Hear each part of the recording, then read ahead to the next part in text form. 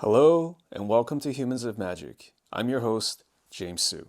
My guest this time is my good friend, Arthur King. Arthur is a prolific podcaster. He's also one of the biggest champions of magic here in China. He's an American that moved to China many years ago and is now involved heavily with the magic scene here. We're going to talk about how he moved here, what it's like to have such a huge culture shock, moving across cultures and countries. Arthur is also working on a few projects. He's working to chronicle feedback from Magic players about how they feel about modern Magic today. He's also got his own show called the Bean King Podcast, which is a very listenable, conversational show, not unlike this one. I think it's a great listen, and I'm going to include links to his show in the show notes below. Arthur is a really fascinating character. He's someone whom I've gotten to know really well over the years, and I'm truly happy to have a chance to highlight him here on Humans of Magic. Enjoy. Arthur, welcome to Humans of Magic. Thanks. I've been against coming on for a while. Why is that? I always feel like you ask me and I don't belong in this group of like amazing pros. So I don't feel like I really fit in with like the likes of LSV or like Reed Duke. And so I've always felt kind of intimidated to be on your show. But I think you're one of the most important people to have on the show, just by virtue of the fact that we're both in mainland China. You are very well connected to the Chinese magic scene, way better connected than I am, because I'm just sort of a loner doing my own podcast. So just maybe we'll start from the beginning, because first of all, I want to say that I think you deserve to be on the show as much as Thank you. Anybody else. You've interviewed me a heck of a lot of times, and I think it's finally time for me to reciprocate. And let's just start from the real basic stuff. Who is Arthur King, and where did you grow up, and how did you even find your way from somewhere in the US to being in China? Let's set that up for people. So I grew up in central New Jersey, which is already kind of, it's not like a great position because I'm neither North Jersey where I'm closer to New York, nor am I South Jersey where I'm close to the shore. Like Central Jersey is kind of this like no man's land in Jersey. Is there a lot of, because I'm not familiar, is there a lot of Jersey regionalism? Like you're known for being you're either central north or south. And so Central Jersey is kind of like this no man's land. And I grew up in Jersey. I started playing Magic with my friend Michael at this shop called Boyhood Dreams, which is no longer there. It's a great name, by the way. They should find a way to keep it. So he introduced you to Magic? Yeah. Or? Yeah. And the shop was on Route 22 in Jersey. We had to drive, maybe half an hour, 45 minutes to get to the shop. And, they had the binders open. I remember Uncle Istvan was like a card that I really wanted at the time. Do you remember if it was the Dark or was it Chronicles? Uncle Istvan was Dark. The Dark, yeah. But it was reprinted in Chronicles. So when did you actually start getting into it? I got into it right at the beginning of Ice Age. Okay. So it was a little while ago. It was like 95, I want to say. I was 10-ish. And I got into it right when Ice Age was like a thing. My first, I guess the deck box was an Ice Age pack. Right. And I've just fucking loved it. I remember the art was beautiful. I remember just going into the shop, smelling the cards, and being like, this is a cool game where you can really get to know a deck and then play it against your friends, which I thought was really cool at the time. Yeah. And then I fell out with my friend Michael because he had a dog and I was allergic. That's basically it. Okay. That's an interesting way to fall out. I could no longer play at his house, so we had to play everywhere else because I would go to his house and then I would get super allergic to his dog after a couple hours or an hour, and then I would just start getting sniffles and my eyes would puff up. I couldn't hang out with him anymore. We just started falling out because I couldn't do it, which is really sad because it was a great friendship at the time. Just going back a little bit, did you have a history of playing games at home or card games or board games? So this was maybe one of the first. Correct. For you. Oh, for sure. Michael and I, we actually played a lot of weird games, and we would make up our own games. Okay. I remember we played a game which we called chess checkers, where you had your chess pieces set up normally, but then you had checkers scattered about the board, and there was a hierarchy of pieces where certain things couldn't take other pieces. And we made it up. The two of us just kind of made up our own rules, the same way we kind of did when we were first playing Magic. We had random rules where we were like, oh, you can drop all your lands on turn one, or things like that. And we called it like drop land or whatever. And we just kind of made up our own rules, and that was, I guess, fun to us. We had our own kind of way of playing, like house rules for everything. Was there something that attracted you to Magic in the beginning? I mean, other than Uncle Isfan, but just, were there certain things about the game or certain colors? It was the art. Yeah, it was all the art. Even then, I knew that I would play black more than any other color.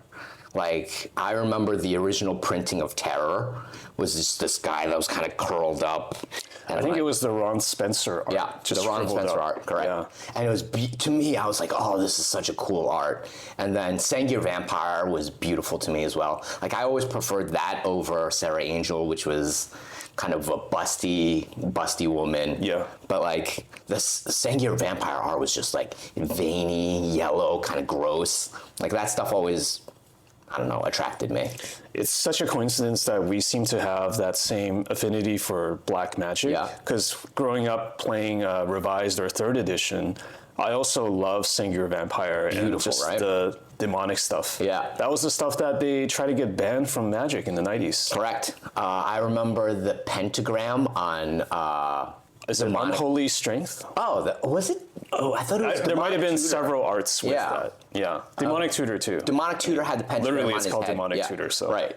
And a lot of that's also banned in China. I don't know if you knew about that. Yes, So, like, I a heard lot about of it the much art- later on that they removed or changed like was it the zombies? Yeah, Or and corpses skeletons. into skeletons? Yeah. Yeah. You can't do that stuff. Just the cultural. It seems so tame now, but Yeah. Now it's like totally normal. But at the time, they wouldn't let a lot of those cards in. Right. This was like 90s, early 2000s, right? Yeah. And also 90s, I remember, because we're in the same generations growing up, like, Satan and video games, bad. Yeah, Right? correct. Yeah. But I mean, like, even video games, like, I would play. I loved Mortal Kombat. Mortal Kombat was like just bloody, and I was like, I can't believe they're letting us play this. Yeah. I grew up with Street Fighter, which was not bloody at all, and then all of a sudden Mortal Kombat, which was just like, what are they doing to each other? Ripping out spines. It was crazy. This is such a massive tangent, but I remember how the Super Nintendo version of Mortal Kombat had like the sanitized version that didn't have the blood, and they had different fatalities. Was it like they only had the friendship finishers and not fatalities? No, they had fatalities, but I think they were just less bloody. Yes. Yeah. I think they had non-red blood, or they had sweat. Yeah. Yeah. And you have to play the Sega Genesis, The Sega or the Genesis arcade had the version real to get the real ones. one. Yeah. But you would go back to the arcade and you would just watch all of this blood fly out of these characters, and you'd be like, "Whoa!" Yeah. That was a thing, and It felt like you were partaking in something illegal. a little bit. Yeah.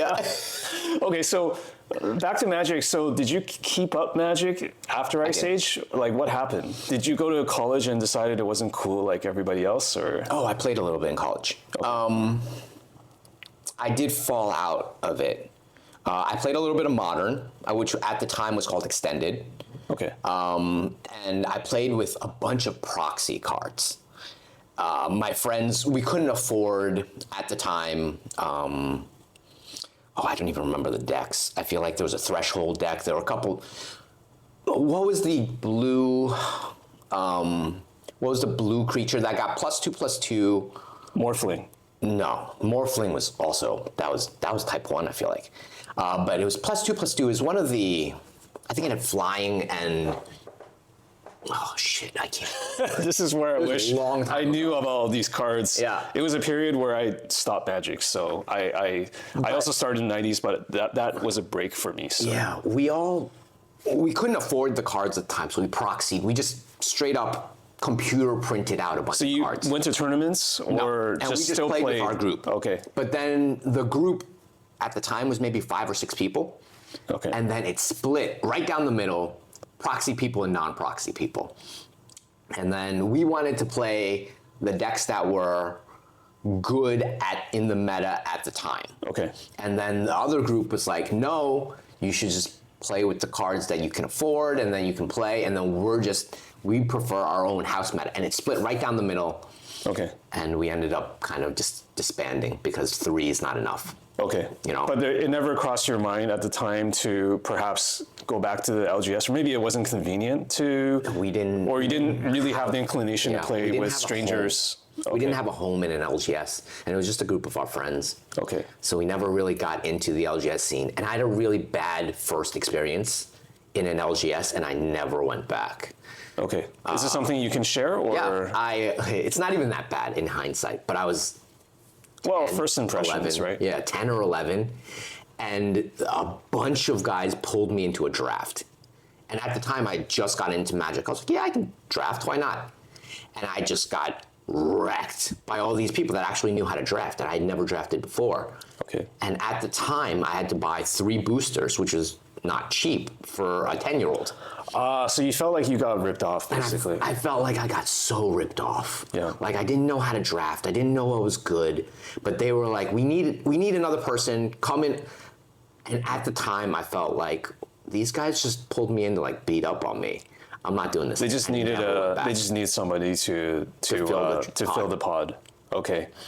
That actually was better than I feared, because I was afraid you were going to tell me a story about how, someone traded you a 25-cent card for, a $20 card of yours, and then you didn't know the price and you got fleeced. But this is kind of similar in a way, because you're basically just got nothing out of spending money on the 3-packs. In hindsight, there were a bunch of those like events where I didn't know the value of my cards, because mom and dad is kind of paying for them. Yep. They're paying for packs. I didn't know what was good, what was bad. We had, what was the magazine that had Scry or Inquest? Yeah, Inquest. We had Inquest and Scry. I kept thinking Scryfall because that's what we that's what we have now. Yeah. But it was called Scry or Inquest, and I didn't know the prices, but everyone else had the magazine, so they knew what things were worth. And I was just like, oh, well, I don't use this card, so I'll trade it to you. Yeah, doesn't matter to me, right? Doesn't matter to me. Yeah. But in hindsight, there were a bunch of those where I was like, oh, I traded something really expensive, but that didn't hurt as bad as these guys wasting, I guess, my time to just kind of beat up on me.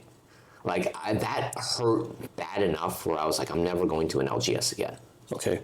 So what happened? How long did you stop playing or being involved with Magic? I stopped around just after Urza's block. Okay. Urza's block was kind of brutal too. Like, that was a tough era to be playing. Like, the cards were really difficult for me to understand at the time. And then I was just kind of like, well, I'll take a little break.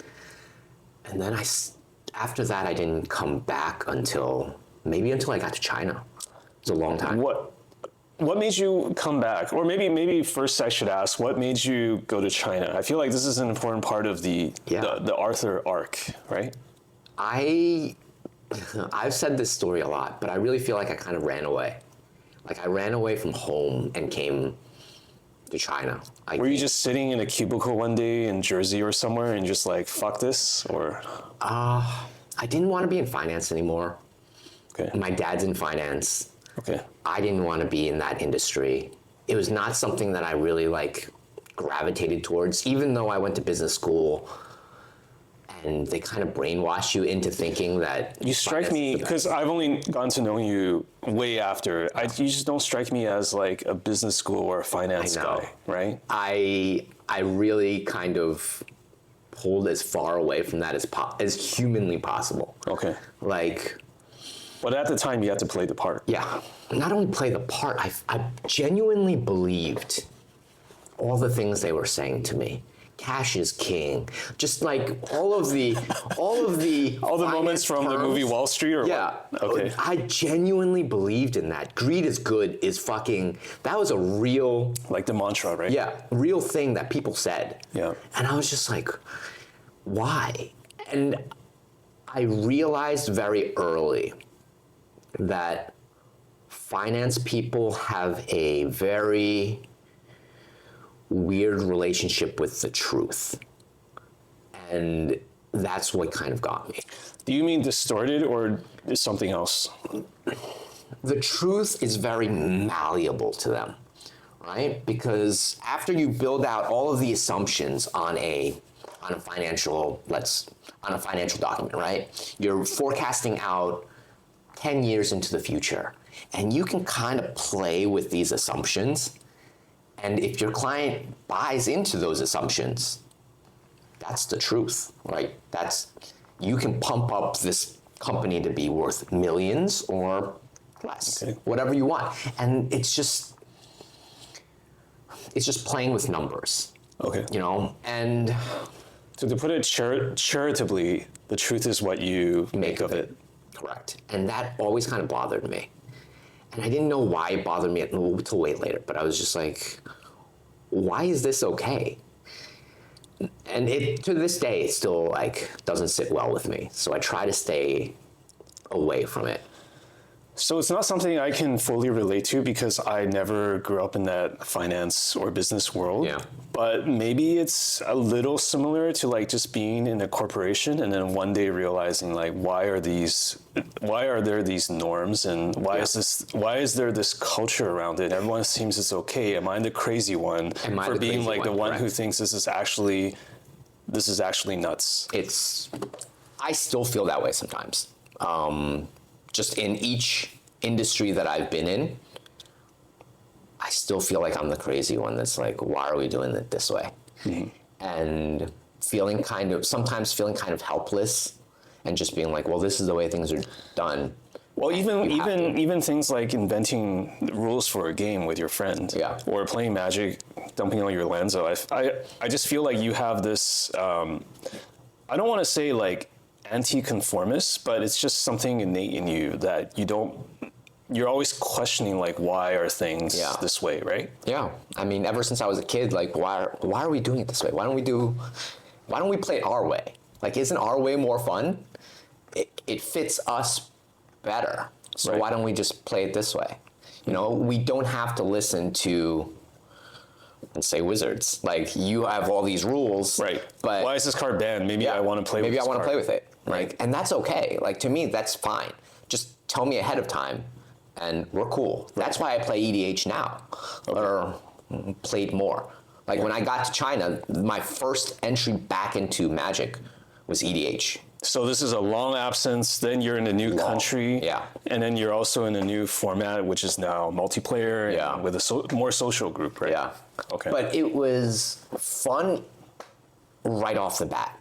I knew immediately that I was like, oh, there are way fewer rules here, and I can just talk to you and be like, get you to do stuff. That seems like I'm not spending any resources, and I'm just trying to get you to do shit. Like, that seems like so much more fun. I think how I interpret that for Commander is kind of, there's a political aspect to it. So are you at ease, or do you enjoy that aspect of the politicking and the king making, as it were? I've changed kind of my feeling about it I wouldn't say recently, but I go back and forth. I now enjoy watching other people make those deals. Okay. But I make far fewer deals. And I kind of play a part in our EDH group where I'm like, I don't do deals. Why don't you do deals, Arthur? Because Rakdos doesn't do deals. And just like, as a like fervent black or black and red player, I don't do deals. I just want to smash face. Okay. And that seems like a fun role to play in the group. Yep. And I'm okay group slugging everyone because I don't do deals. But I enjoy watching people like my friend David, who is an amazing player, but silver-tongued, and will get you to do things that make you feel like you're doing them for yourself.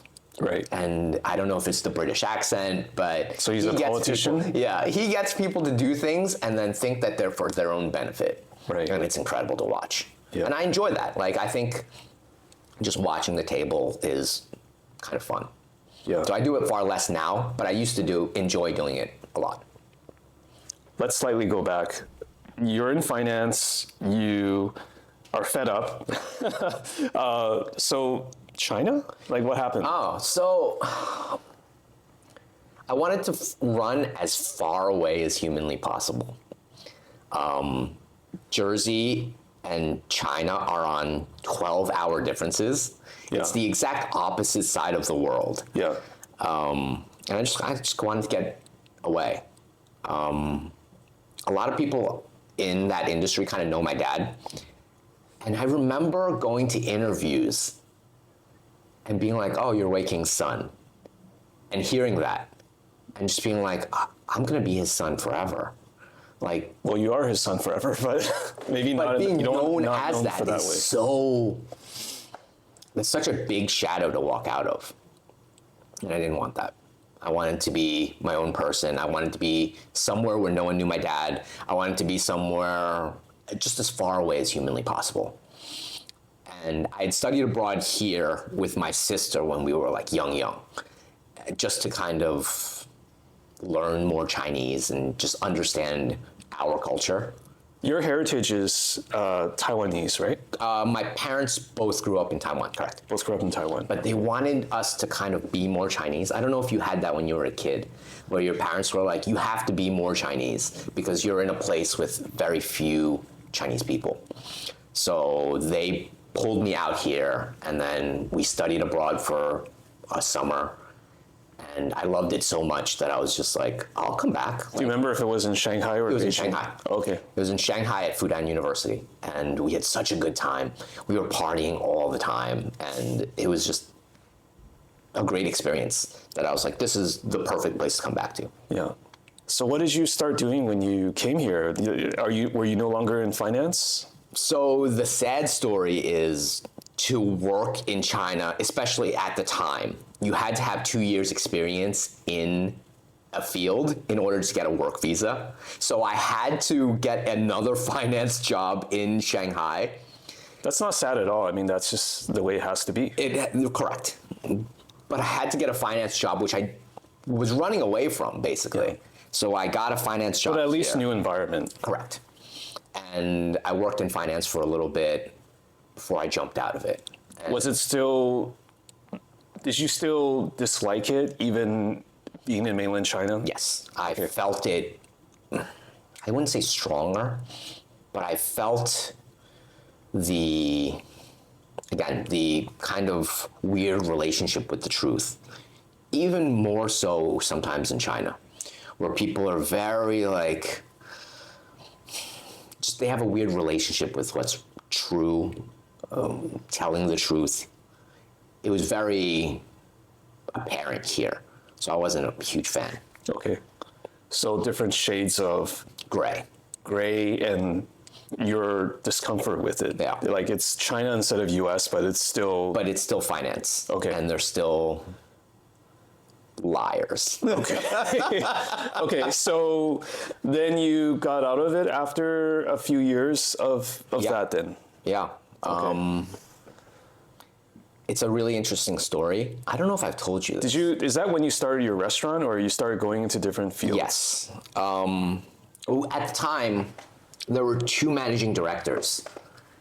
And one his name was Kelvin Yip, and then the other person was Terrence. Oh, damn, we're getting specific. And at the time, I had two choices. I was going to stay in finance with Terrence, or I was going to go and try to build this restaurant and bar with Kelvin. I didn't get along with Kelvin at the time. I found him kind of frat boy-y, kind of like brash, very ABC, or what people see as like a ABC. Okay. And Terrence was a lot more kind of what I was used to, where he was kind of into fashion at the time. He was really into like numbers and just like, he was what I could see myself being if I stayed in finance. Just like, I don't know, a little bit more, I guess, on the analytical side and not so salesy. And Kelvin was straight up salesy, loud, brash, but like liked by a lot of people. And I kind of had a choice. I had to choose between continuing on this finance route or trying something brand new that I knew nothing about. And at the time, I asked myself this question. I was like, do I want to be more like Kelvin or do I want to be more like Terrence? And I chose Kelvin because I wanted to try something new. And I wanted to maybe, I guess, become someone new. But as I am now 40, I realized that the decision was never to be more like Terrence or more like Kelvin. The right question to ask was, how do I become more like myself? But at the time, I didn't know that that wasn't even an option. So at the time, it's more like, here are these role models or potential role models, and who am I going to try and Mimic. emulate or Emulate, mimic? sure. Okay. Yeah. And I made the decision to remodel myself.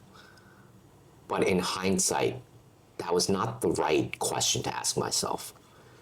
And as I grew older, I realized every time I tried to emulate someone new, it was never great success. But it ended up, if I always asked myself, how do I be more like me? I had better results. Better results, or maybe just more Happiness. at peace or happy. I feel like I've gone through that. It's funny because we never talked about this ever, but I feel like I've gone through that too, where it's like experimenting with being different people, at least in the workplace. Yeah. And I've tried different styles, and I've tried being more of the EDH player like David. Yeah. And I've tried different things, but I think I just have to go back to just being myself, or at least if I know for a fact that people can fake it for an entire lifetime. I'm not necessarily fake it, maybe that's too strong, but just like they can be another person for an entire lifetime. But I think for you and I, it's harder. I think it's hard for them too. It's hard for them, but they've just sort of really internalized it. Yes. Or they have to drink heavily every weekend or something to make up for it. I think there's a reason why drinking, drugs in the West are a huge thing. And I think it's because a lot of people fake it. Like, they're faking every aspect of their life. I actually see it a lot in Japan. I think the Japanese are so strict and repressed that they drink so much. Right. And it's just normalized. It's normalized, but you get this crack in the mask that they've built when they drink. And all of a sudden, they're free for like little moments at the bar or at the restaurant. And you kind of see into who they actually are. Like, they're rare moments, but you see them in like, a little like izayaki place. And then all of a sudden, you're like, oh, that's There's a little flash. Yeah. And it's rare, but it's something that I live for. Yeah. Like, it's something that happens in bars in China as well. Okay. When we had our club, and a lot of people go to work and they come out of work, they go to the club, and as they drink, they get more and more free, open. So it's not so much uninhibited, but more like themselves. Yeah. And I think it's just so interesting to watch, I think. And that's why I enjoyed having, the club on the Bund. It was beautiful 2 years, where you just watched people take off their mask for a couple hours and be more themselves, or at least take off the mask. And that was always fun for me. Yeah. So one of my favorite novelists happens to be Japanese, so Haruki Murakami. Okay. And before he became, he's written the Wind Up Bird Chronicles, IQ 84, Norwegian Wood. He's very I guess the point here is that before he became a well-known Japanese novelist and translated into many languages, I read all of his books in English. Cool. He was a jazz bar owner in, I think, Tokyo or somewhere. And he would write about how back in those days, he would just have all these interesting conversations with people that came in. So what's one of the most interesting conversations that you've had just speaking to some random person? At the bar or just in general? I mean, at the bar, right? At the establishment that you set up with your partner. So it's funny that you say this. I genuinely don't believe that clubs are a good place for conversation. They're not. And I think most people would agree. Yeah. But the interesting part of a club where the music's very loud, it's very difficult to talk, is that it's one of the few places where people communicate almost entirely by body language, where you can get to know a person just by dancing with them. And in a lot of ways, dance is more honest because it's so much harder to fake. You can't really lie when you're doing body language. You can, but it's like you feel awkward. Yeah. And I'm sure that's what it was like when humans kind of figured out lying. Like, you're saying something that's false, and your body has this reaction where you're like, why did I do that? Right. And when you dance and you do something that doesn't kind of fit your personality, like, it shows. You feel awkward doing it. And I think the most interesting part about having a club is that people are in some ways more honest because they're dancing, they're showing, they're being more or less kind of fake. And the way they conduct themselves on the dance floor is like more them than anything that they could say. That's what I'm trying to say. Right? Yeah. It's not just the words coming out of their mouth. It's just you. Yeah. And that's fun. That's interesting to me. Yeah. And so I've never really had, no one's had great conversation at a club. It's not. Or they're just so random and yeah. But getting to know people in like a more physical and less vocal way was always interesting to me. Just watching and talk and kind of not talking, but like communicating differently. Sure. That's kind of what I enjoyed about it. Yeah. It's also taking me back because I don't go to many clubs anymore. I never really did go to a lot of clubs, but the few times I did, I was also just a bad dancer, so I never tried that. But it's interesting just thinking about, even though I wasn't dancing, I was also not really paying attention to other people who were dancing, maybe the same way that you or others have. But just even in the club when like you're trying to talk to somebody and you end up having to like shout in their ear and then like they shout in your ear, like it's almost like a staggered asynchronous communication. Yeah. I think that was also very memorable to me because it actually felt like there were moments where it's like there's this kind of beat where you're saying something and they're expecting something back because you yelled in their ear. Yep. And even though the content was really nothing, a nothing burger, like it was still kind of interesting. There's a kind of code that only happens in the club. You know what I mean? I think it's weird. When people talk to each other in a club, you don't have to listen to the words. You just listen to almost, it feels like intent almost. Yeah. It's just like you're making an effort or there's sounds, but that's it. And that's almost more real, right? Like, I don't care what the words actually said. Right. I care more what your intent towards me is. Right. Right? And very often it's just like, I love you, man. Like, you could have said a huge, long paragraph of words.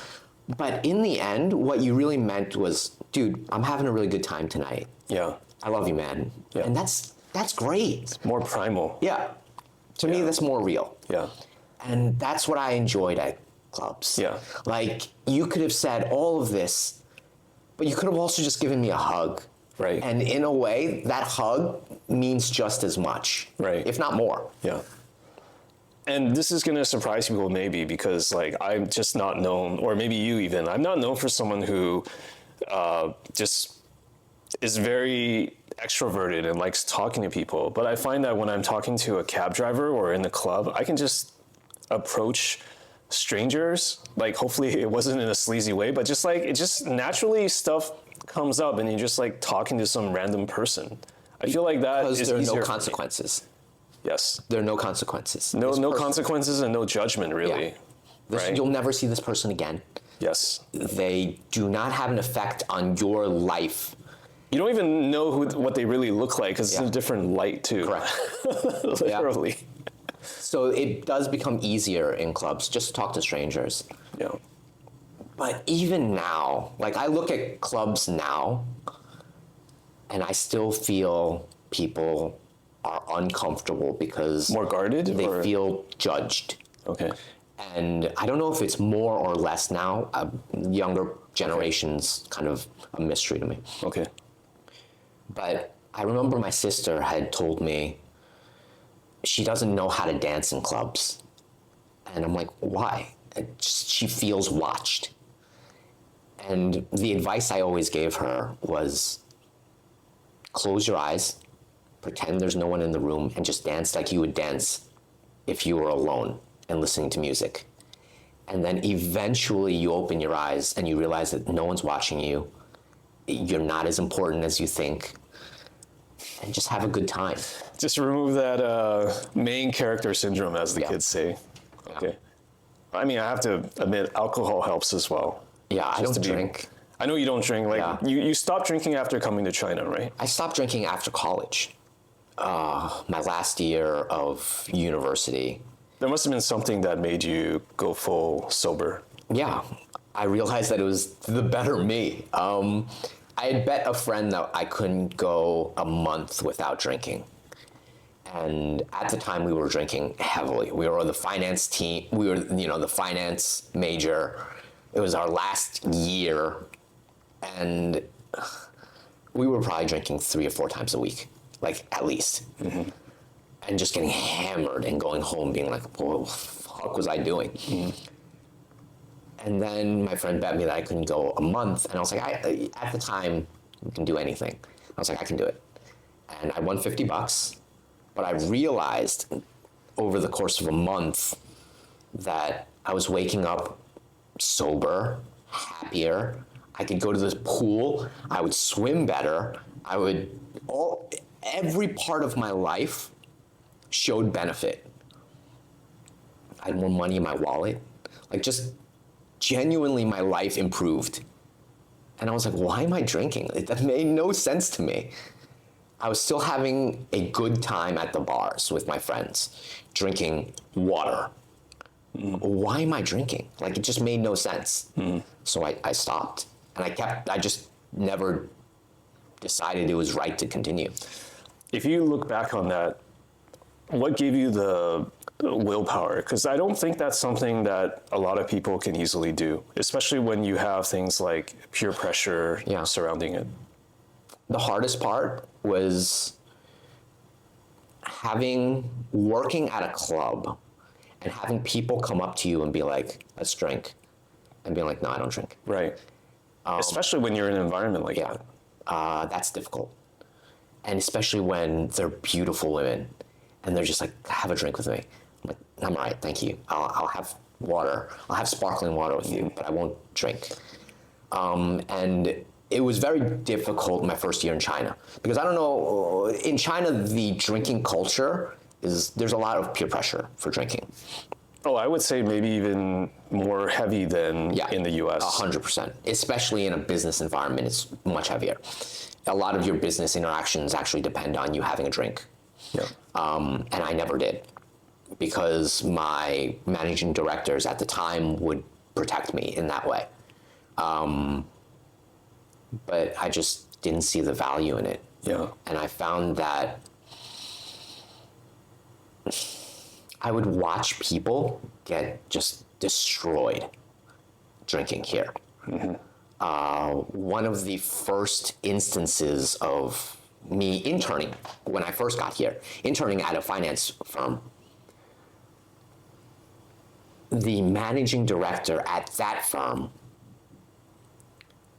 invited all the interns out, and we went to a club. It was called Phoebe Club at the time. I don't know if people would know, if they knew. If you know, you know.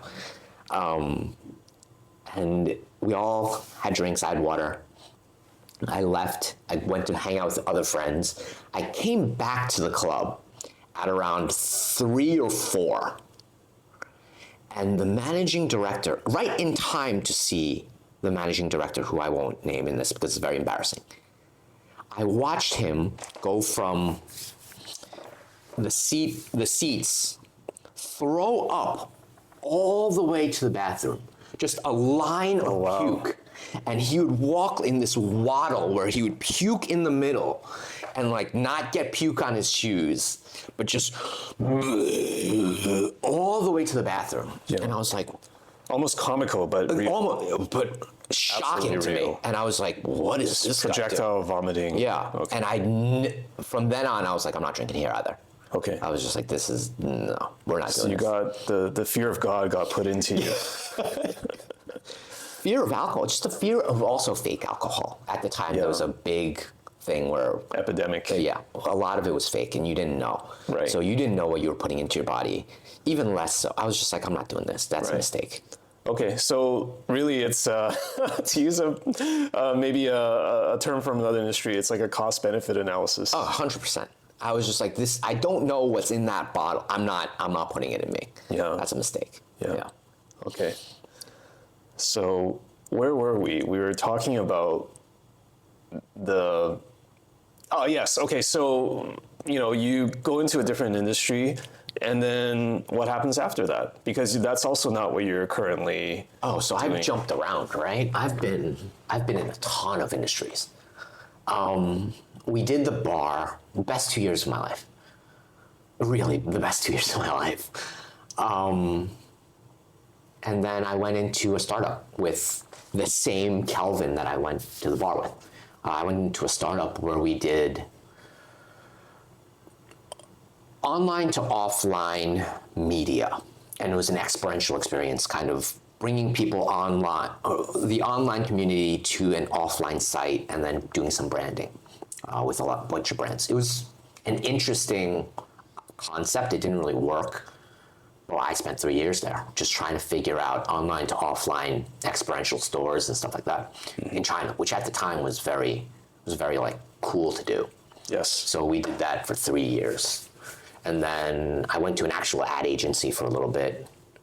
Dentsu Aegis was pretty big. Mm-hmm. And then I just kind of jumped around. Like I was at a KOL data company for a little bit. Yes. Park Lou, that was fun. Yeah. And now I'm at a food factory. I don't know if I've told you this. Yeah, you mentioned it. I think when you started your role.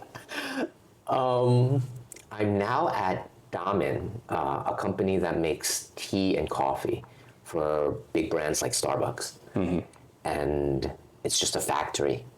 But it's interesting to me because I'm watching this very local, very Chinese factory try its best to become more international. And the growing pains are incredibly interesting to me. Just watching people be like, wait, so I don't only use Chinese suppliers? I need to use international suppliers? I can't, just watching the gears turn in people's heads is like wild to me. And that's always, it's just fun to watch. And I'm currently loving being in this industry. So we'll see how it goes. Is that also, are they also trying to hire more folks with backgrounds such as yourself that are not just local Chinese? Yeah. Okay. I think a lot, right now, the food and beverage industry in China is trying to do more exports.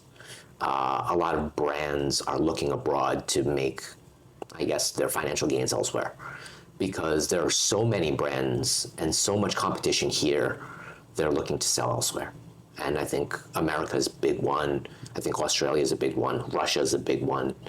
Just in general, the food and beverage industry is looking outside of China. Right. makes sense. It's a big market out there. So you've had almost a lifetime of different experiences Yeah, it's in been a mainland blast. China. Like, is there something that you can share about? I mean, at the risk of making it a soundbite, but just what are some of the things that you've picked up while being here? Because a lot of listeners or viewers may just have no idea about what it's like to be in this country, especially for someone who's like ethnically Chinese but American, and then now being transplanted Yeah. here. Probably write like 3 books on it. Yeah, I could write a lot on this. And it's different at every point in my life. Like the advice that I would give to someone. It's funny because now everyone claims, and rightly so, claims how safe China is. And it is. It's very safe. It's almost too safe. And I don't think it's healthy for someone to be too comfortable in everyday life. Like the ability to walk around at 3 a.m., cell phone out, headphones in, is unreal here. Like it's safe in some places in Asia. East Asia is pretty safe. I think Dubai is pretty safe. Just in general, there are a couple places that are really safe, where you can walk around, no one's gonna bug you. But that comfort level doesn't prepare you when you go to somewhere that's more dangerous.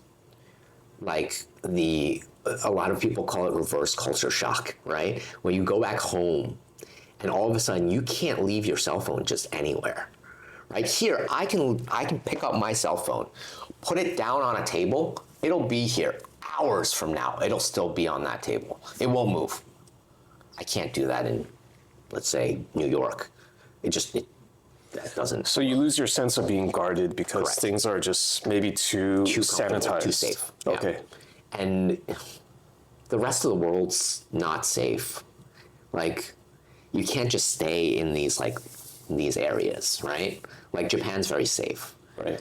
So you can probably do that. But like you should be aware that this is not a good habit to have. I mean, I'm hearing now about even when you're in major cities like London, you have to be super careful even taking your phone out because someone could snatch it. So that is just not something that you typically deal with when you're in a major Chinese city. No. I've not lived in the smaller cities, so I can't say for sure, or rural areas, but I think definitely in Shanghai, Beijing, cities like this, it's very safe. You can be very, very safe at all hours of the day and night in most of the big cities. Right. And I don't think that's a good thing. Yeah. I think that it makes you too comfortable. And I would like people to know that if you are going to maybe like, Southeast Asia, maybe like Thailand, just watch your phone. Don't have your headphones in, don't have your sunglasses on in the middle of the night and just feel like you can walk around safe. You're not. Okay. What about other aspects such as just interacting with people? Just whether it's locals or other people with similar backgrounds as yourself. Because you're somebody that's very, I say this in the best way possible, you're just very connected to a lot of people. Like you have your own podcast and you always get people from all walks of life. Yeah. So you do interact and talk to a lot of people. And it's not just, the Laowai or the foreigners here. Yeah. So what about just like the interactions, if it's possible to generalize, like what it's like, or maybe learnings related to that communication? The more people you talk to, the more you realize that people are all kind of similar. Okay. Right? I think people just want to be heard. And people just want to feel a connection. I think that's what it really comes down to. Like this connection that we are having right now, I think everyone really wants it. Like everyone feels heard and important and you want to make, what I think it's a JFK quote, where they were talking about JFK, where they were saying, he makes you feel like the most important person in the world. And if you can make the person across from you just feel important, that's addictive. And it makes their day, the rest of the day. And I love that. I love watching people get excited about their own passions, whatever hobbies they're doing. Mm-hmm. And that crosses cultural boundaries. I don't think that is a Western thing, a Chinese thing. I think that's a human thing. Do you think it's easier, harder, the same for people to let their guard down too? In China, it's much harder. In China, it's 1,000,000 times harder to let people open up. And why do you think that is? I think they've been told they're wrong too much. So they've been beat down too much? They've been beat down too much. Whether when they were kids, mom is always right. When they're in school, the teacher's always right. When they're an adult, the boss is always right. And it's very rarely that you speak up and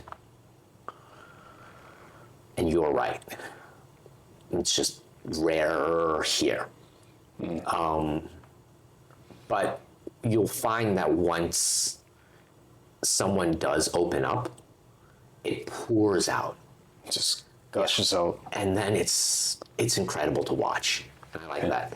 You know, I just watch someone get really excited, and they have this place where they can talk about what they're passionate about to infinity. And that's great. Like that, I've done my job in that I've made you feel safe enough that you're not wrong. You can say whatever you want. Is there a generational divide? Because I know you've also interviewed folks that are younger, maybe in 20s and 30s. Yeah. So are they less observant of that versus people in our age?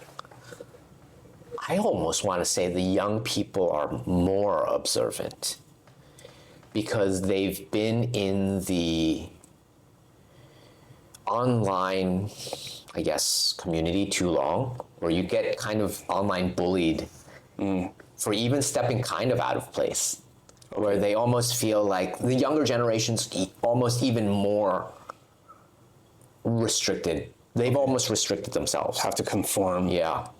Because if you kind of even step out a little bit, people will That's interesting. just leave really mean comments. Okay. I leave really mean comments. You know, I do it nicely, but I don't think people get my jokes.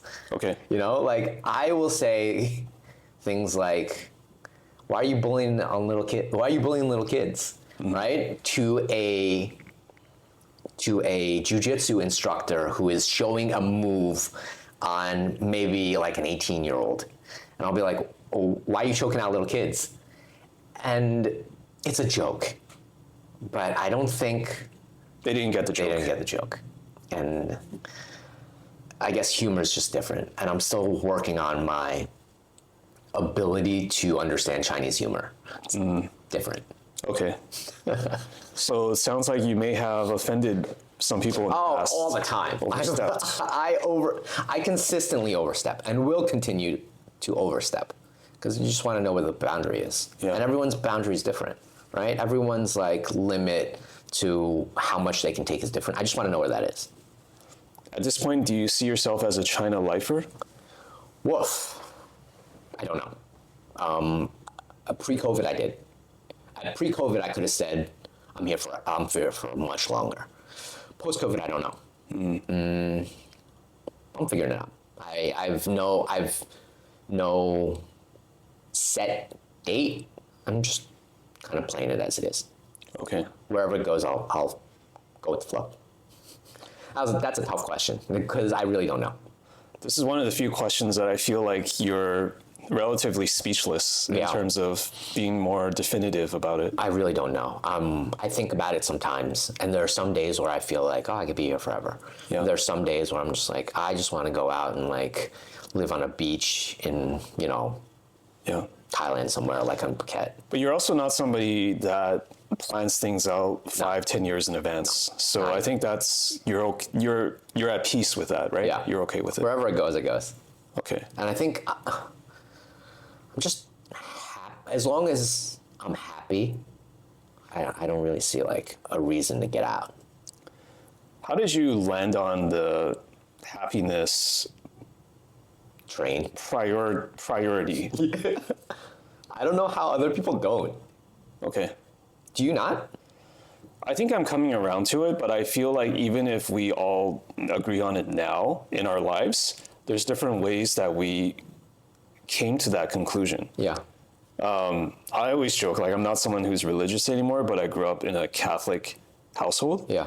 I always joke that, people find religion when there's trauma, like when there's something so major in their lives that they need it. Yeah. So I feel like that could also apply to things like happiness, where you're jarred into needing happiness because of some, not trauma, but some major events in your life. Maybe I'm reading too much into your life. I don't know how I got on this train, I'll be honest with you. I really don't know. For sure there was trauma. I mean, I cried a lot my first 2 years in China. I was not super happy because my Chinese wasn't very good. I didn't have a ton of friends. I was really trying to recreate like groups that I had at home. I didn't have, here. So there was a lot of like finding myself here. And I think I always tell people I could have done it anywhere. Like I could have said the exact same thing about Rome and just been like, yeah, I kind of grew up. Like my formative years were in, let's say, Rome, and I would have the same feelings about Rome, but they happen to be in Shanghai. And so I really love Shanghai for like making me into who I am today. But and so there was a lot of, I guess, like hardship in the beginning, which I kind of had to get over on my own. But once I got over it, like I'm so happy with myself now. I don't regret any of it, I guess, and just kind of fell into this, how do I keep being happy, right? Yeah, I don't think I really answered your question. I don't know. Mm-hmm. But you're pretty convinced of it now, that that's the way to be, right? Yeah. Oh, for sure. I'll give you a good story. Okay. And I'm paraphrasing. I'm paraphrasing Chris Williamson's podcast with, who's that actor? From, oh shit, unimportant. I'm paraphrasing this story that I heard. Okay. And this actor was talking to this old Italian lady who was very fit, and he was commenting that she was very fit. And he says, what do you do for fitness? Mm-hmm. And she goes, I go swim in the ocean. And his first reaction was, how fast did you swim? How far did you swim? It's a heart rate, whatever, all these data points. And the Italian lady replies, just swim till I don't feel like swimming anymore. Yeah. Like, that's the right way to do it. Like, that's where I am right now. Okay. I don't care about how fast I swam. I don't care how far, what my heart rate variability is. I got in the water because I wanted to swim. Mm-hmm. And I'm just going to swim whatever I want to. I'll cut off, instead of 50 meters, I'll maybe only swim 45, and I'll skip the last 5 meters. Right. Just because there are too many people on the wall. I don't want to do a flip turn. I just want to get back around and keep going. Yeah. I'll switch strokes halfway through. I'll do like breaststroke halfway, and then maybe like switch to freestyle because I want to pass someone. And who cares? Mm-hmm. Am I enjoying my time in the water right now? Yeah. Then let's keep doing that. Mm-hmm. And when I am not enjoying it, let's get out and let's do something else. Like, do things that you love. That's really what I'm trying to maximize. And I understand that there's going to be hardship. Like, if it hurts, maybe you just push through it. But do you love it? Like, are you enjoying this pain? Yeah, and let's just keep doing that. It's interesting hearing you talk about this, given that you came from an environment that I think is very data-driven. Yeah. And it's very much about numbers. Yeah. So is this also a part of just a rejection of your past? Probably. Okay. But I watch a lot of your running videos, and I watch people talk about, I ran this much this month at this speed and I'm trying to have these goals. I swam most of my life, and I got to where I am a pretty good swimmer without any of those. You were a competitive swimmer. Yeah. Yeah. And I got there without, I guess your coach kind of recorded your times and all that, but like, none of that was in my head. And I was just focused on swimming. And that was all that you really needed to focus on. I didn't care about my heart rate. Like, we kind of did. Occasionally you'd be like, oh, what's your heart rate at? Okay, keep going. And then every once in a while, like, you would check your threshold and be like, oh, I'm at around this. Okay, great. But it was never like every morning you woke up, what's my heart rate variability? Oh my God, maybe I shouldn't swim tonight. Just get in the water and swim. Like, and you found enjoyment in that. Like, you were all suffering together with your teammates. Mm-hmm. And that was kind of enough. Right. I didn't really need to be like, oh, maybe I should go a little bit faster on this lap. Like, I guess I was doing enough yardage that it didn't really matter. Mm-hmm. You were going to improve no matter what because you're a kid, right? You're going through puberty. Like, your whole body's pumping testosterone. You're going to improve if you just put in the work. Right. So that's probably where it came from. And I was just like, oh, I just saw improvement and just didn't really care about times or whatever, meters, just swim. I think this is your version of religion. Not that it's religion, but just... Oh, I think so. A rejection of something that was in the past and is firmly in the past. I would also add, though, this is strangely, for me, linking back to the club discussion. Yeah.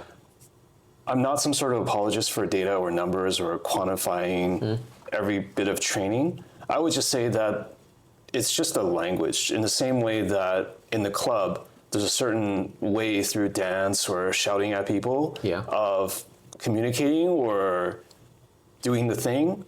Like, numbers in the world have kind of become a part of doing the thing because you can't really talk about running or a session that you have in the gym without like using this certain language. It's just a way of making it more accessible almost. Because in the end, nobody gives a fuck that your running paces, whatever, or you did this many kilometers. I mean, for anybody but the most hardcore people, it doesn't really matter, right? So it just becomes a part of the language or lexicon.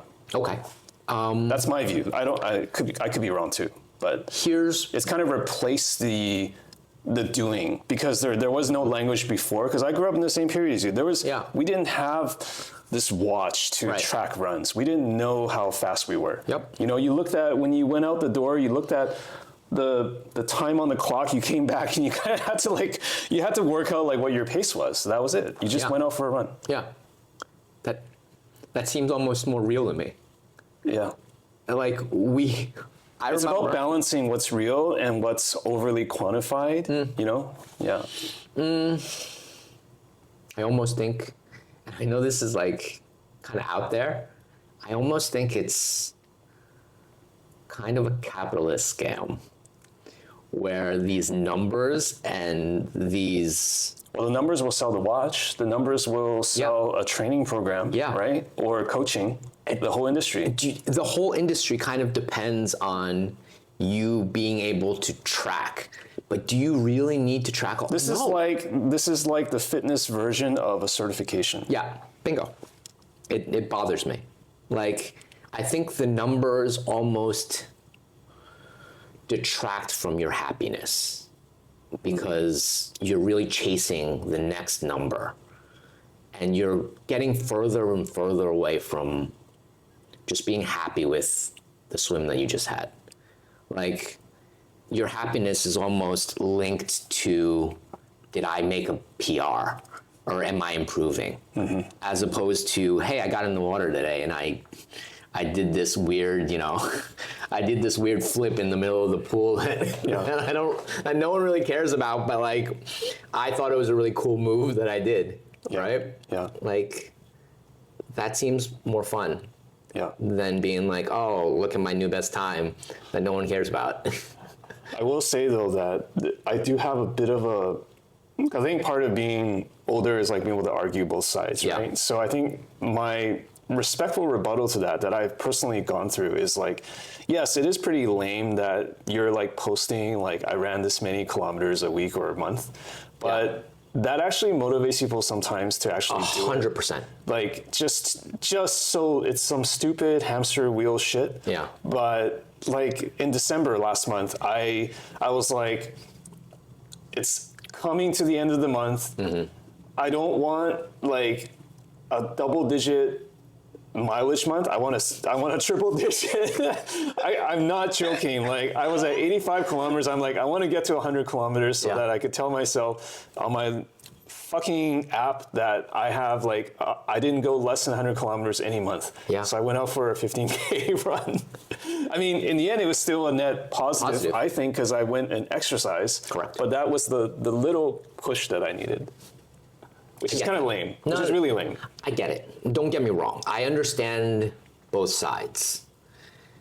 But would you have done it if you didn't have the watch? It's like if the tree fell in the forest, would you still care? I think I would have still wanted to do it. And then do you really need the watch? Like, there's a level of like proving, like doing it for myself, and there's also another level of doing it for other people, because I actually then posted about that in my running group, like, so I could show off my little achievement for 5 seconds. Yeah. And I know it's super lame, but that was definitely part of my mind. But going back to your question, I think I would have still wanted to run that even if I did not post it anywhere. Then you're probably fine, right? Like, I think the issue that I have is people are in hobbies. Like, are you doing it for yourself or are you doing it for others, right? Yeah. Like, you should ideally try to maximize your happiness in this hobby. And if you are doing it for other people, then are you really telling yourself the truth of how you feel about this hobby? Right? Like, are you really enjoying yourself then? Mm-hmm. Like, if this is for other people, then you're probably just enjoying the likes, the admiration, and all that. But if you're just going to some no-name park, not posting about it, and you just do it because you like it, I think that's really where you're maximizing happiness. That's where you realize that you found something that you really want to do. Yeah. As opposed to, I have a lot of friends that are in run clubs but hate running. Like, they just hate it. And I'm like, why do you do this to yourself? Why don't you find something that you genuinely enjoy? Yeah, find another activity. Yeah, it's too hard. I think the answer that I've gotten is, it takes too much of my time to really find something else that I like more. And at least I'm staying in shape, or I'm doing some activity. But to me, the cost benefit is you find something that you like, that you really enjoy, and that lasts you your whole life. Like, long term, there are way more benefits. But you're just kind of like too lazy to do it now. So you don't maximize now, and then you feel the problems later in life. Right. Like, you're just pushing your problems down the road. I think you're an interesting example because even though we both make content, we both make things out there for the public. I think your approach is a little different. So can you talk a bit about that, just for folks who may not? I have a podcast that I don't push at all. I just do it because I like doing it. Because I like this. You like the process of doing it, right? I like sitting down and just talking to people Yeah. who, some of whom are friends like you and I, and some of whom I know nothing about. And they're just cool people in Shanghai. Yeah. And if it got 0 clicks, I wouldn't give a shit. I put it out. That's not true, right? You still want people to. You're right. There is the exterior benefit where someone random will come up to me and be like, yo, I saw that, and that was really cool. And that's a good feeling. enjoyable. Sure. Yeah. But I do it, I don't push it to other people. I try not to be like, I don't know, really like big into it. It's just something that I do that I've done for 5 years now, and I really enjoy it. I don't know. I need an excuse to talk to cool people. Yeah. And that's usually what it is. I think that's so interesting because you are, by definition, a content maker or creator. Yeah. Yet you are not always about the oversharing, because I feel like that the two things are often correlated. Yeah. Right. Like I get annoyed too when I'm in a run club and it's like, are you running or are you doing selfies? Like it's like I forget to look at the camera because they have an official photographer that's like, and I'm just trying to focus on my run and my breathing, and it's that's why I got out of some of those run clubs, because it's like you realize like what they're there for, and more power to people, but it's just not how I'm wired. So. But maybe it is how we're all a little bit wired, right? Yeah. Like we all like. Maybe we just need to give in and not be the two old men at the table yelling at clouds all the time, which is a big hallmark of your podcast. I noticed that. Like, I think some of the most enjoyable parts of your podcast are just me being an old man. Yeah. Yeah. Just raging at the young. Yeah. Yeah, I'm getting there. I mean, I see a lot of problems. And I see people going through something that I went through, and I want to help. But I also realize that you can't force people down a path that they don't want to go down. Like, they need to go figure it out on their own. Yeah, and they need to figure it, or they need to be the one to want to do something. And then they'll come and find it. And then that content ideally will be there for them if they need it. Yeah, I always make the analogy of like, there's a million billion books on the bookshelf. You can learn anything you wanted to, if you wanted to. Right. But you have to be the first one to reach on to the bookshelf and just be like, I want to learn that. Yeah. Like if someone just says, you should learn that, like nobody gives a fuck. Nope. They don't care at all. Yeah. I don't, it's funny you say bookshelf and not like the internet. But I know, it's basically, internet is one massive bookshelf. You can literally learn anything you want. Yeah. I mean, I think the younger generation now is so drowning in information that they don't know what to pick up. Yeah. Right? I have a friend that recently told me he wanted to cook something. He didn't know what to cook. And I was like, well, there are a million recipes out there. Like, it's the too much choice problem? Too much choice. Okay. He doesn't know what he wants to make. Like, if you ask me right now, what do you want to make? I have like 6 things that I make really well. Okay. And that's probably what I'm going to make. Your go-tos? Yeah, those are my go-to. And if I'm hungry, I'm probably hungry for one of those 6 things. Yeah. And that's it. Like, I don't have that issue where I'm like, oh, I can make that, but that and that. I don't have that in my brain. I'm just like, these are the 6 things that I've made for 10 plus years. Mm-hmm. And they're the things that I really like eating. And I'm probably just going to crave one of those 6 things. What about when it comes to Magic? Because I think that's the thing that feeds Magic, or formats like Commander, where you can't just build one deck because you're always trying to figure out what's the hot new thing that I want to build or customize. I had this problem this year. I took a year off Magic this year. And I wanted to get back in. I really tried to get back in. And every set, I would look at the new commanders, and I would be like, what is really, I guess, inspiring me? And I just couldn't find one. Like, I really tried to get inspired, and I couldn't find it. Was it the fact that newer commanders just almost have to be regurgitated versions of previous commanders? No, there are actually a lot of new commanders doing really new things. There are new design spaces. Yeah, I think a lot of the design is innovative. Okay. The issue for me was I couldn't find that spark of like, this is what I want to do in this game. And I know I'm going through this, and it's not just me. I hear this all the time, where people are kind of tired of Magic right now. I am.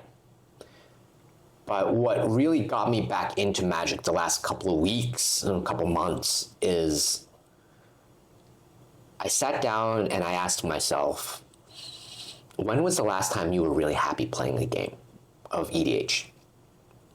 And I mulled on it. I sat down in the morning, I really thought about it for a little bit. And I realized that I was playing this old Toshiro Umezawa deck that was just basically kill spell dot deck. It's mono black, right? It's mono black. Yeah. It's Bushido, but like every time a creature dies, you can replay a spell from your graveyard, a black spell from your instant from your graveyard.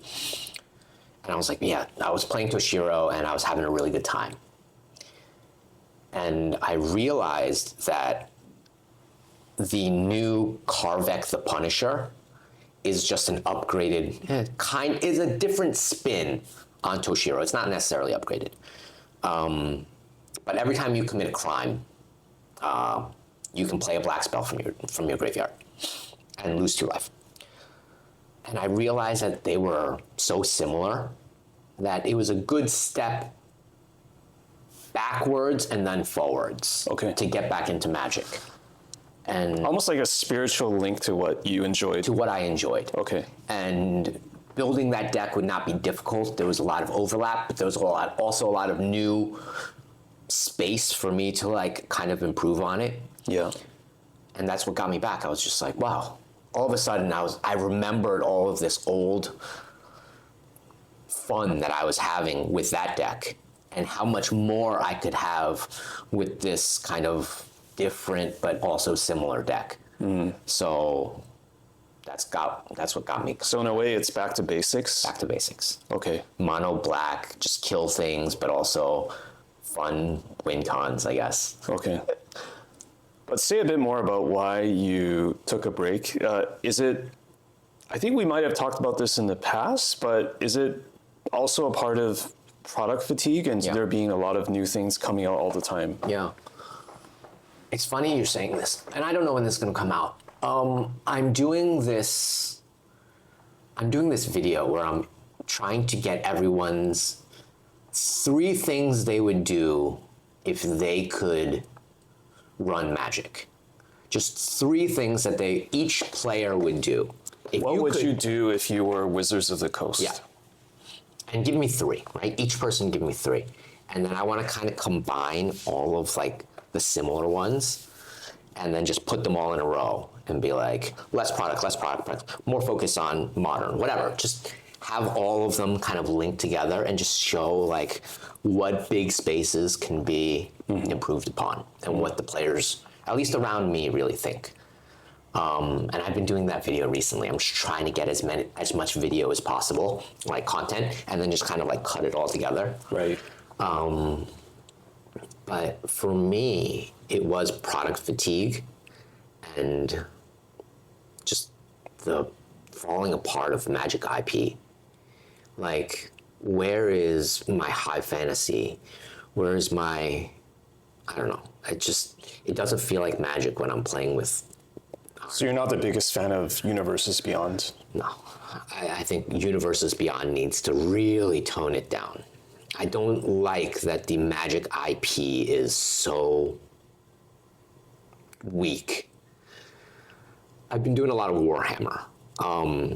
reading Warhammer books. That's such a night and day from Magic, right? Yeah, where the IP is so strong. Overpowering, maybe. Overpowering. In fact, the story of Warhammer, I would say, is bigger than the actual game or games, because people are so into the lore. They figure something out. They built a whole myth around it. Yeah. And some people are only in the books. Some people are only in the computer games. There's some people are only about tabletop. Some people only care about painting. So there's no longer like a tabletop necessarily a tabletop focus. Less. Okay. Yeah. And it's still there. I mean, I'm playing the mobile game right now. Space Marine 2 is a huge hit. There's still a huge group of people that just care about the painting and the art of it. And then, yeah, the tabletop is still very big. But the focus on the lore, I think, is what keep people into it.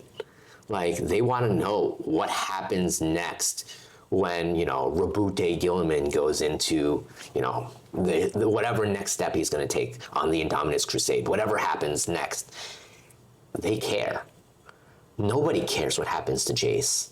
Nobody cares what happens to Vraska. Or I don't care that they had this little love triangle. Like, it doesn't hit for me. And Magic has never gotten it to hit. Like, even when we were kids, like Gerard, no one cared about Weatherlight. Yeah, Weatherlight, nobody gave a shit. Yeah. Like, just... I think UB is just a signal to the world that it's a concession, right? They're giving up. Yeah, I think so. Just throw in the rope. I think there's a lot of places where people feel like they've just conceded. And it's not just Universes Beyond. I think for a very China-based, they've given up on the China players. And they cut out Chinese language cards. That was a huge hit to Chinese Magic. Like, I was shocked when they did that. Yes. Just cutting out languages. It wasn't, at the time, it wasn't just Chinese. It was Chinese, it was Portuguese, and I think it was Korean. I think those are the three. Yes. And I think they cut out Russian and other languages, but those were maybe before. Yeah. And it was just, you just don't care about these players? Like, what are you doing? Right. It feels like they gave up on this entire market, which hurts. You know, there were a lot of places where I think Wizards kind of let us down. And in all of those straws stacked up, it made me feel very uncomfortable with the game. So I needed to take some time off. It wasn't just product fatigue. Product fatigue was a huge part of it, but I think all of those things stacked up together really hurt. What's the Magic community in China like now, in your mind? And it's from doing this video that I've really gotten to know them a lot better. And a lot of it is feeling the way I feel. It's like Wizards has disappointed us time and time again. And it feels like they don't care. They don't want this community to grow. It hurts when the stores aren't making enough, because the stores are where we all where we play our game, right? And when the stores are struggling, then everyone's struggling, because you don't have a place for your hobby to land. And that's where I think they should start by supporting the local LGSs more. The move towards arena hurts stores, all of that. That's the only differentiation that Magic has in China, let alone anywhere in the world. If you make it a fully digital thing, it has no leg to really compete with the higher profile games, right? Yeah. Hearthstone came back recently, right? Like, Hearthstone came back. I saw people playing Hearthstone on the Metro the other day, and I was like, oh shit, how long have you been playing this? I just learned that Lorcana is now in simplified Chinese. Huge. It is starting to, it was huge in North America, everywhere else in the world, and I'm sure it'll do well here. I see a lot of people playing Lorcana as well. But it's still missing that story piece. Right. I think that is something that Warhammer just nailed. Yeah. Like getting people into the story and being like, this is what's happening right now. I heard this, and I don't know if this is true, but I heard this rumor that Warhammer ran an event where all of these tournaments would give them their tournament data, and it would decide where the story went. Oh, okay. So this is a little bit like back in the day, if anyone remembers Legend of the Five Rings, it was a card game. I did not play that. They actually had tournaments that they communicated that the winners of the tournament would shape the story.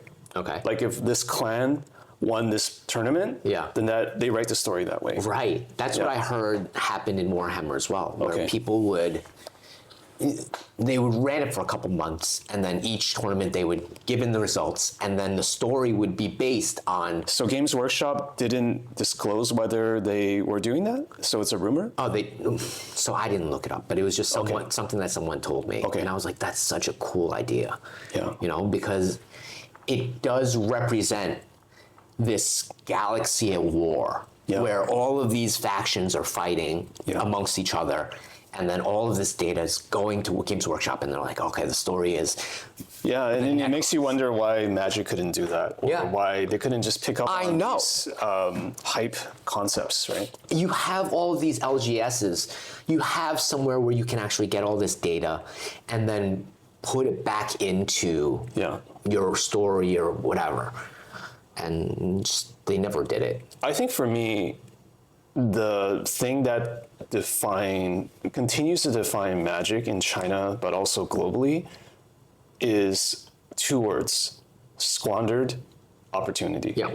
It is like I'm at this fork in the road. I could do this, and this. Instead, I just chose the way less optimal way to run Magic, or to build a community, or to give up on a certain market rather than build on it. It's an easier route. Yeah. It's just, I hate to be that person that like millions of other people have said online, but it's like, it just feels like there's a lot of suits that are making decisions. Yeah. Short-sighted ones. It bothers me.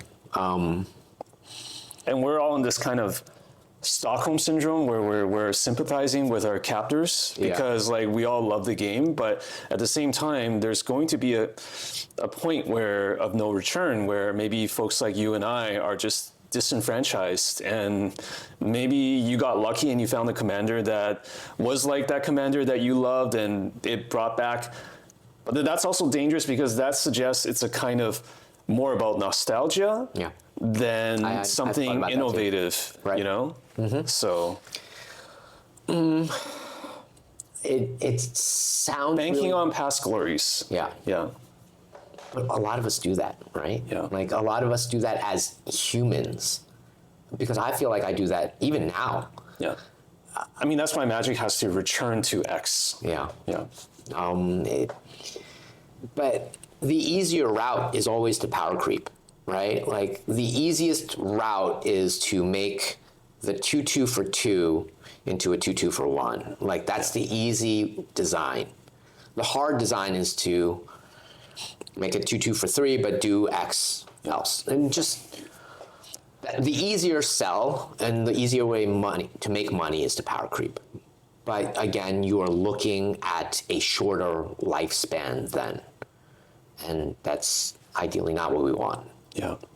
It's tough, I think. And I know that the game designers have a really difficult job. Mm-hmm. But the fact that we're going into 2025, I think they're doing 6 sets a year now. Like, that's not going to be a good thing. Like, they couldn't even get 4 sets right. Like, 6 sets is absurd. That's going to be 6 sets a month pretty soon, I'm sure. Yeah. I mean, who can keep up these days? And it just... that's always bothered me, that you couldn't even get 4 sets right. You're still making R&D errors. Mm. Then what hope do we have that you're doing 6 sets and something like Nadu's not going to pop up again? Mm. Like, that's going to scare the shit out of me. Like, I remember when we were playing with Oko. Oko was a terrible time to play. Yeah. that was everywhere. Everything was an elk. Yes. Like, that's not what I wanted. That's not a good play experience. Right. And I'm worried that more of those will happen in the following year when you have to make more product and you don't test things thoroughly. So what's the pulse like? I mean, I'm not even talking about a super competitive Magic player, because folks like that will probably find a way to stay involved no matter, regardless of whether it's Oko or something else. Sure. But just the average player in the LGS, like, are they fading out of the scene? Are they just spending less, like, or more? Like, what's going on? Have you felt anything? The average local player, I say, is still in, but begrudgingly in. Okay. In China, there is the Dragon Shield, Longduan Bay, the Dragon Shield community, the tournament that's still running, and is running pretty often. That'll still be there, and the enfranchised players will still play. I do want to say that the expat EDH group is probably the best EDH group I've ever been in. I've played a little bit home, I played a little bit in other countries, and the Shanghai expat group is phenomenal. The power level's never super high. There's a good amount of communication with all of the players, so we really have like a good rule zero kind of communication. And the group doesn't grow super fast, where all of a sudden, like, everything gets shook up. Like, it grows pretty slowly because expats are not coming to China that much. So you are slow and steady growth, I think, is very healthy. And the group maintains a good culture of not an arms race. Whereas in other places, I see that kind of get out of control very quickly. So that group is phenomenal. But the average 60 card player that plays Modern and a little bit of Standard and probably Pioneer or whatever, not doing great. I think they are just begrudgingly still in the formats. And without Chinese language support, it's only going to go down and not going to go up. The local college grad is not going to get into this game. And so you're cutting off all of the additional players, and you're just trying to milk the old players for all they're worth. And we're feeling it. And I don't think it's going to stay. It can't last forever. What about the EDH group that you mentioned in Shanghai? Are there new people coming in? Is it a fairly stable player base? It's a pretty stable player base. There's a lot of old blood in there trying to keep it as stable as possible. There's not a lot of new players coming in, mainly because there are not a lot of new expats coming in. Like, they will come, and some will stay, some will. But Shanghai's a very transient city, so it's just a lot of pass-through. Like, stay for a year, maybe 2 years, and then out. And just a lot of pass-through. So it's good to have people that are like pillars in the community and really hold down that group. Right. I like that. I think that those people will shape how a community culture is. Without those pillars, you kind of degenerate to an arms race very quickly. What's your top three? What's your top three things to change Magic? Focus on the IP. I haven't recorded mine yet, so I really have to think about it. But my focus on the IP is very important. If I were Wizards, I would change. I'd give up on EDH. And I know that's a terrible thing to say. And I know that it would lose a ton of money. But I would focus almost entirely on Standard. Standard and maybe Pioneer. And I would just focus on making cards for competitive 60-card formats. And let EDH be in the hands of the players.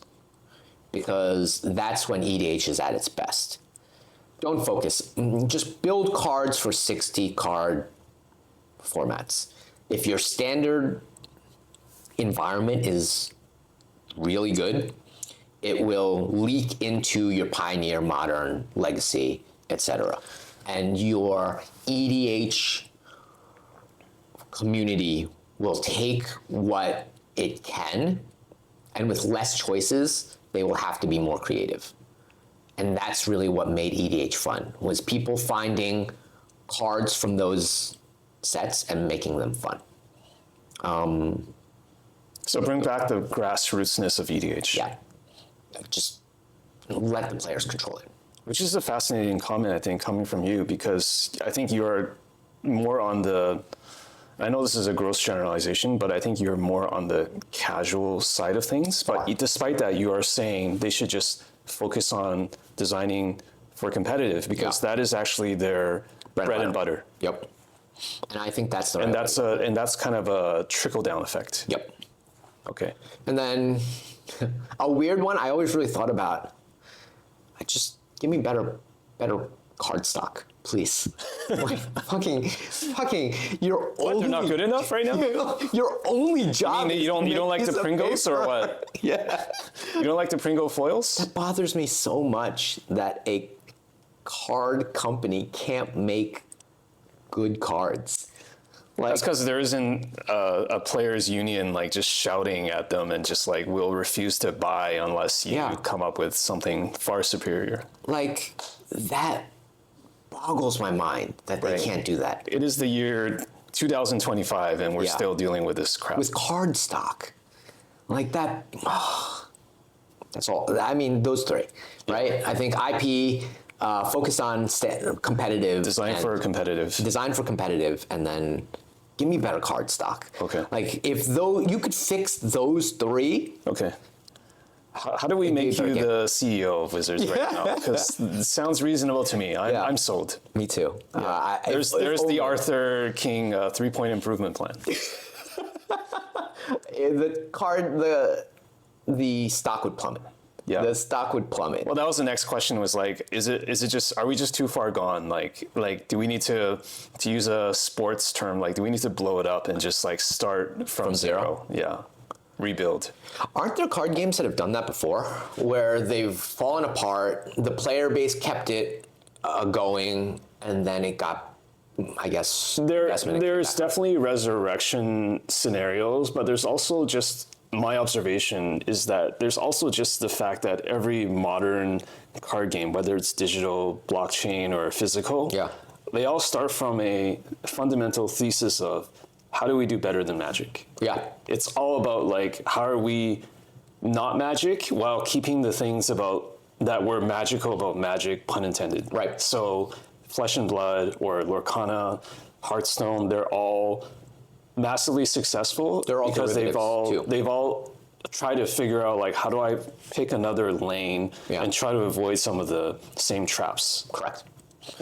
I mean, I think Hearthstone did a great job. The ability to not get, mana screwed is like a real thing, right? Everyone who's played competitive Magic, even non-competitive Magic, understands the struggles with mana screw. So I kind of get where they're all coming from. But Magic, and it just might be because we're old and we've played it for so long, but Magic really just hit it out of the park. Like, there's something about this game that just keeps me coming back. Okay.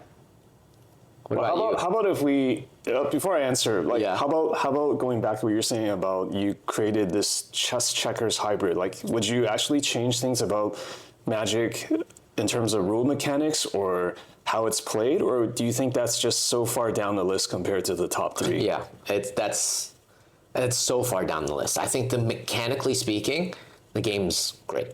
The game is perfect, near perfect. Yeah. It's so hard to find something that mechanically I would change from it. Yeah. I remember when they were talking about, changing the hybrid mana rule for EDH. It's like, don't change anything, just leave it. We're all going to figure out our way to play Magic, EDH in particular. Right. Because there are enough house rules, there are enough groups where we kind of all just play the way we want to play. Yeah. And let us do that. I think the more hands-off they are, the better it will be. The only reason that the RC existed and had their ban list, I think, and correct me if I'm wrong, is because there are these big events that we all go to. You went to MagicCon. The events require you to play with complete strangers. And then you can no longer play with house rules. You need to have an overarching, very bare bones way to still play the same game. Yeah, you need that social contract. Yeah, that still needs to exist. But you need to be as hands-off as possible and let us, Very limited guidance. kind of communicate on our own. Right. You know, and as Magic players, we're all kind of like nerdy, and a lot of us are very introverted and don't like communication, which is the biggest problem. Because you need to be like, hey man, I'm playing with this shit. Is it okay with you? Yeah. Everyone makes that same joke of my deck's a 7, and I get it. Everyone's 7 is very different. And I'm hoping that they can kind of like build this kind of framework to get us to a better place on how to rank our cards. Someone had told me they would be okay with a site like EDH Rec or Scryfall or Moxfield, where you put in your deck and it gives you a rank of like where your deck stands. Yeah. And if the database or the AI system is good enough, then you can be like, based on EDH Rec. Honestly, I think that's easy to do even today. Yeah. Like just one's to done it. train a large data set or a large language model to just know, just to score the deck. Yeah. That's not hard. Yeah. And just give me a set number that I can use in like big events and be like, EDH Rec said that this is a 7. That's what I'm going to go with. Yeah. You know? It'll also be fun to see who can hack it, right? It's like, how do I make my 10 a 6 or something? Right. Yeah, that'd be funny. So my top changes would be this. It would be your top 3, but I'm also looking at it from my own experience, which has been like doing a Magic startup in the past, which is around spectating. So I think Magic. So I agree with what you have as a top 3 and also some of the other things. Yeah. I would just add that it's also just about accessibility of understanding as it unfolds what the match is about. And I think that's always been the curse of Magic, is that it's so complicated. In the same way that you couldn't just tune into a chess match that's broadcast without really understanding the rules and the intricacies. I think that needs to level up across the board. So I don't know if it's just like the commentary or the technologies need to improve, or the game could potentially be dumbed down so that it is more understandable on a level of like, you know, things moving quickly in StarCraft or a first-person shooter. So even if you don't understand it all, at least you could admire sort of like, it's like sports. You can admire the dexterity of the players. They're putting the ball through the hoop. Like that needs to be more, the moment the game becomes, Magic becomes more watchable than playable, like the moment you sit people down and you say, would you rather watch Magic or play Magic? Right now, it's still, I'd rather play.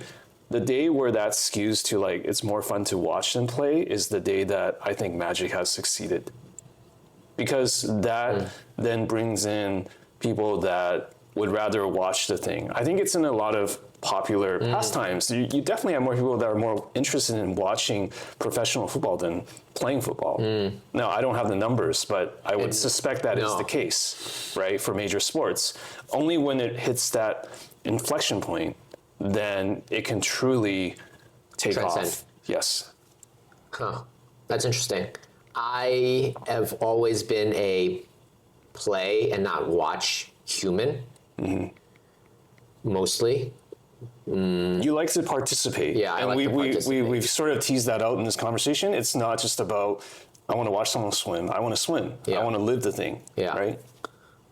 Like, I've never, I'm not you, like, I've never watched competitive sports, even MMA, which I kind of watch. I'd rather just You still spar? You yeah, have to do I would just rather go into the gym and be like, hey, let me hit my friends for a little bit. Right.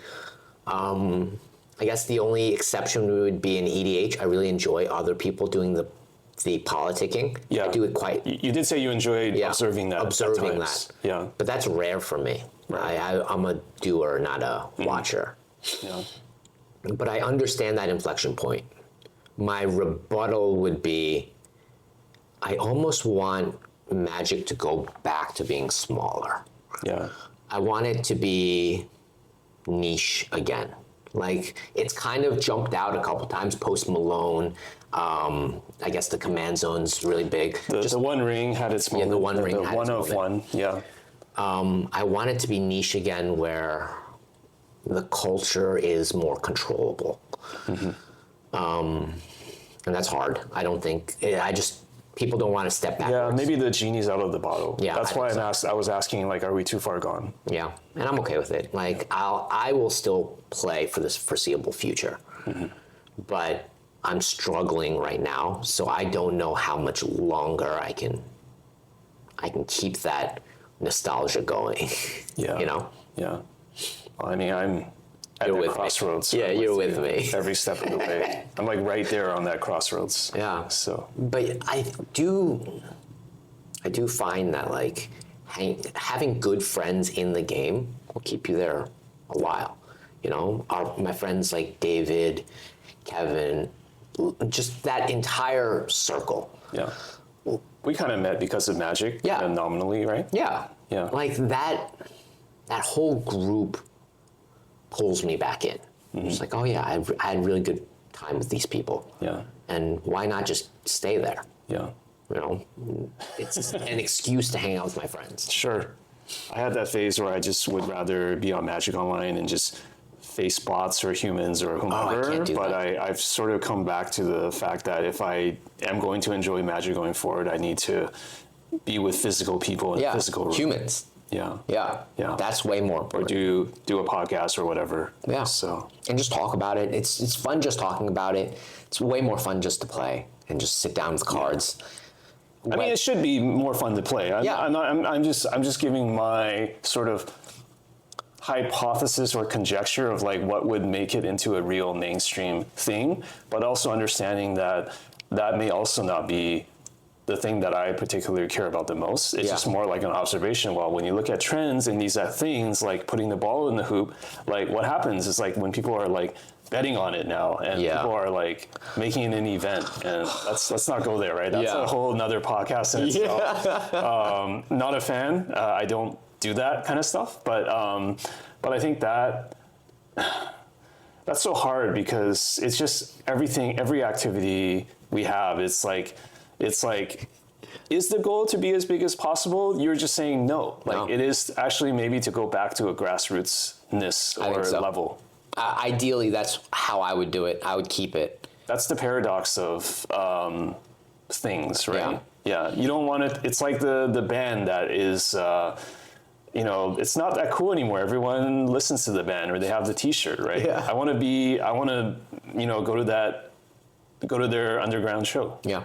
I think that's the most fun. That's when it's at its peak, right? The day that Magic the Gathering T-shirts are I'm sorry, that day is already here. That day was here a few years ago.